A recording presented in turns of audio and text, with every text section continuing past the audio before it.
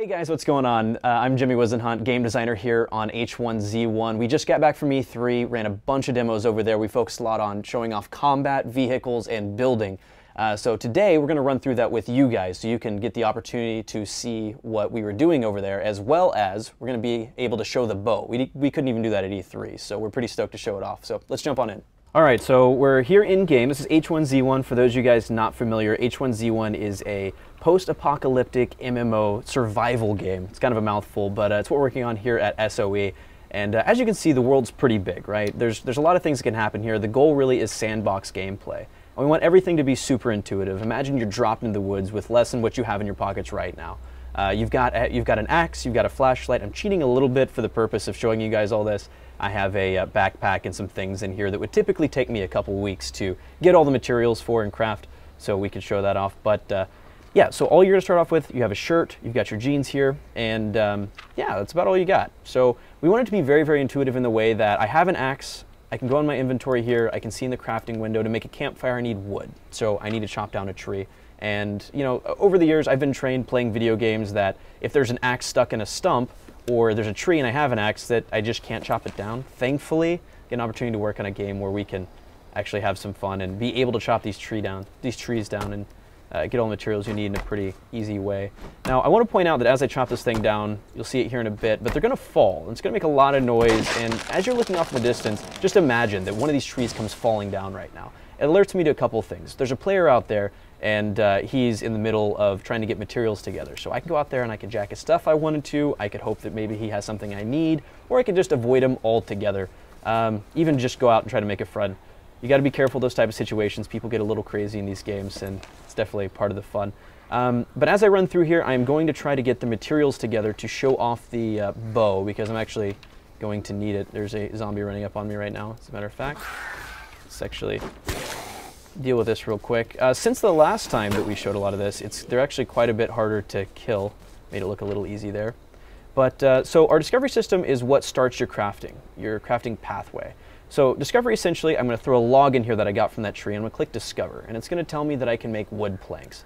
And this is going to look a little linear at first, but now I made a wood plank. I'm going to take the wood plank, throw that in, and it's going to show me that I can make wood sticks. Now it's going to open up a little bit once I make one of these. So if when I pulled this in, you notice a lot of the stuff grayed out. Now when I drug it in, I can combine that wood plank with a wood stick, which means now I have a new recipe. So I'm going to click discover, and it's going to tell me that I can make an animal trap. Animal traps is something you throw on the ground and animals get trapped in it. You'll be able to pull them out, cook them, and have food that way. And maybe some fur and stuff as we move forward. But really what I'm focusing on right now is I want the bow, and I don't know how to make that yet, so I'm going to actually pull my shirt off here, which usually isn't going to be an initial option. You can, but you're going to lose a lot of space. I have a backpack, so we're going to hurry on along.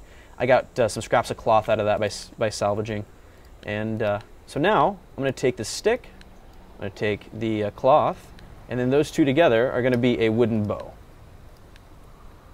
So I'm going to craft that out. And it should auto-equip. Yeah, there it is. Cool. So I am going to take these in to my crafting. Here we go. And make a bunch of wood sticks, a bunch of wood planks, and then a bunch of wood sticks. I need to discover the fact that I can make arrows from sticks. Takes a little while. And now I have a bunch of arrows. So I have 15 arrows now. Cool. So we can move along now. I wanted to make sure that I got that out of the way quick, because throughout this demo, we do place some things in the world, but every time we've run this demo at E3, we had no idea what to expect. We've seen very, very different situations, and a lot of it's due to the fact that we have some emergent AI in our game. So as you run around, you may see a zombie. Other times you might see 20. Or you might see nothing at all, and then you see a deer running out, and those 20 zombies were there last time are now chasing it directly at you. So it's a very, very dynamic experience, even while we're running demos at E3, which is actually, it comes out to a lot of fun. It's not the same old thing every time. I'm going to throw this vehicle down real quick, and I'm going to jump on in. When you find these vehicles in the world, they're typically going to be in different states of disrepair. So some of them are going to be missing a wheel, a battery, just different things that allow them to run. You're going to have to craft those items and put them inside the inventory of the vehicle to repair them and get them working again. They also do use gas. You can see at the bottom right-hand corner of your screen, there's 95% right now. They're really gas heavy right now. Of course, we do have the ragdoll in right now. All the zombies are rigged up for that. You will do damage to your vehicle like as you do this. You're not just some unstoppable zombie killing juggernaut in a Jeep. You will want to try to hold back on doing this all the time. However, I'm not going to have too much extended use out of this, so I'm going to have some fun. And as you move along through our world, you're going to find some survival camps or survivor camps where you can kind of tell they didn't make it through here. And in these areas, you can find various things. You can find things like pre-built campfires, and you can use those if you don't already have one. Kind of nice and easy. And I'm going to try to run through here and see if we can find anything. You'll find containers like this in the world, as well as things actually spawning on top of vehicles or on the ground on shelves. And the things will be kind of where you expect them. So you're going to find food in shelves. You're not going to find it kind of laying around unless you're at a campsite and maybe around the campfire. Oh my god, I'm getting destroyed behind me. Making this look a little easy. Right now, zombies, and I think we want to continue down this path, it's pretty exciting, is that they're pretty rough to kill unless you shoot them directly in the head. And the bow does have drop. It is a skill-based weapon. At point blank, it does take a while to draw out the bow and actually get the arrow knocked and everything, as you can see here. It's not always the best decision to just hit them up close, so you can actually still push with the bow. You can push zombies back. You can also punch, but you need to right-click to actually pull that back. So I'm going to jump back in my vehicle here. Actually, looks like I've taken some damage. I'm going to go around this direction. Just a little bit ago, I showed in my inventory I have a couple things that you normally wouldn't start with. Those are foundations, and these particular foundations are stilt foundations. They're built to be used against hills and a little bit easier to place, and we'll show that right up here. We, at E3, were using our dew collectors as objects that snap onto foundations, and we actually found that we would rather have those to be something you can place into the world, and I'll show that right here. Let me jump on out real quick. I'm going to reach in my inventory. I'm going to grab one of these wood foundations, the stilt foundation. Now this is a high-end foundation. This is going to take you a while to build, as you could imagine. You see all these planks on it. You're going to have to gather all those and put those together. So I'm going to put this down right here, go up our stairs, and I'm going to grab one of our pre-canned buildings. These will take a few more resources, but they're nice if you just want to plop down some storage on your property, or you can door this off and just start to flesh it out using these buildings as well as walls and the like. And the dew collector that we showed before is now placeable within the world. So you can actually find an area, or you can take over one of those campsites if you'd like, and just place that down there.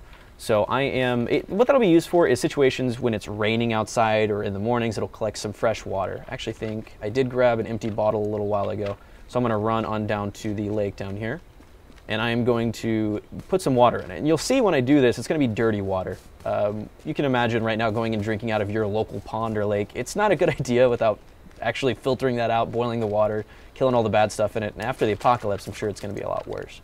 So I'm going to use this bottle, and it gives me dirty water out of this because I'm standing here in the water. And if I drink that, it's going to do some damage to me, and I'll actually do that right now. It's going to do some damage to me, but it's also going to give me some hydration. So it's a little bit of a trade-off. You can filter that out with charcoal filters and the like, boil the water, and but the dew collector solves that problem. As you start crafting that sort of thing out of a tarp and wood, you'll be able to be more self-sufficient and not worry about the dirty water. You can collect fresh water that way when it's raining. Actually, while we're on the topic, every day we do, the system will pick what type of day it's going to be. It could be a rainy day, a sunny day, it could be darker when it's cloudy outside, and you can see it can vary anything from this, which is a very light rain, which actually I think you can see here, all the way up to something like this. And you can see it actually affects the environment. It's going to affect the dynamics of the vehicles. Your character's going to get wet. He can get cold if it's too bad outside. You need to stay dry. We've actually worked out the system because we don't want anything to be decoration to not rain underneath trees. So you'll be safe under here. Throw down a campfire and you'll be solid. And dry everything out, cook your meal and all that fun stuff. So moving on forward here, I'm going to turn the lights back on. I'm going to see what's happened. We actually have some zombies that are typically in this area, but this is where it's so unpredictable. Sometimes the deer comes running through here, a wolf causes a ruckus and they go running off. So let's see. Looks like there are some here. See if we can hit this guy from this distance. Barely. And the rain also, it's also not just something that can affect your character and just be pretty on the ground. It actually affects the how it looks during the day as far as like the lighting and everything as well. So it is a little bit harder to hit these shots. I'm going to run up here and see if we can find anything. We had a gun up here for the demo. I'm actually glad that we don't have it anymore. I get to use the bow some more. And I'm actually not going to make it through. I'm a horrible shot with the bow apparently. regardless of the fact I work on it, I can't shoot worth a darn. So I'm going to run back down to my Jeep. I'm going to go around the corner up here and show you guys a little bit about our dynamic weather and our time of day stuff. If you're not familiar with that, it is a full 24-hour day cycle. We do tune how long that lasts, and I'll speed that up and show you guys what the day, oh my god, what the days and the nights look like. As it's a huge difference in gameplay depending on when you log in. We want to make sure that there are reasons to play at night as well. I'm actually just going to stop over here on this bridge and see if we can change the hour a little bit. This is a rainy day, and this is about noon on a rainy day. A really, really rainy day. Really Pacific Northwest, you can see there. And as it starts getting a little bit darker on in the day, let's say something like 10 o'clock. I'm sorry, 8 o'clock rather. 8 o'clock at night starts getting pretty dark, and the darkest you'll see in our game is when it's raining outside and 3 a.m. And it gets pretty intense. You do start off with a flashlight. It will run out of battery. It has changed our game completely. If you hadn't seen anything from us in a while, we used to have a torch. We pulled the torch from the starting equipment because, frankly, everyone was on fire within 5 seconds, and so was everything else. So flashlight, I think it looks a lot cooler. It adds a different feel to the game, and it's a better point light overall. But yeah, that is H1Z1 in a nutshell. I'm Jimmy Wisenhunt, game designer on the project. We look forward to giving you guys more updates on the game as we move forward, and we hope to get you guys in as soon as we can. Thank you.